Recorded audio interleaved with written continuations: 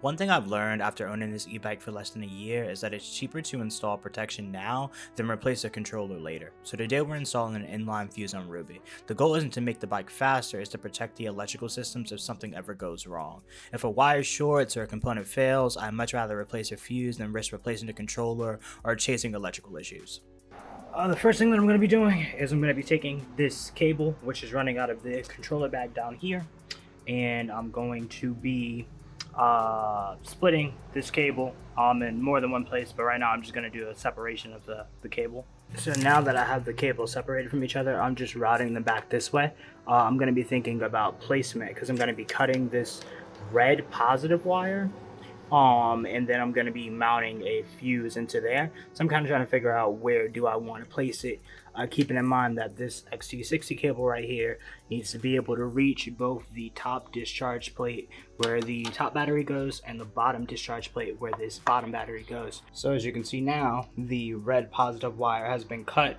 What I'm going to do is strip a little bit off of each of these wires so that way I can then crimp on a terminal ring which is going to go into my fuse box. And as you can see, I've already done it on this wire.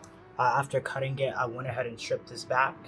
And what I'm going to be doing, essentially another one of these, and I'm going to be crimping it onto that wire on the end with our little crimp tool here. So what I'm going to be doing now is a continuity test between this red wire and the red pin right here on the end to make sure that this is still a solid connection. You'll need a multimeter to do this. Basically, I'll just be touching them together and listening for a beep sound.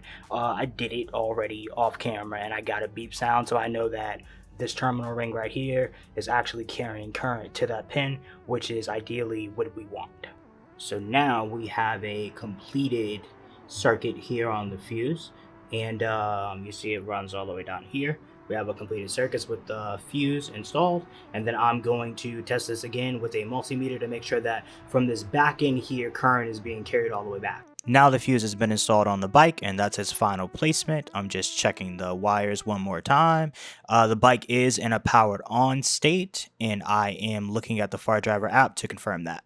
It's a simple upgrade, it doesn't cost much, and it's one of those things that you hope you never actually need. Sometimes the best mods are the ones you never notice until they completely save you.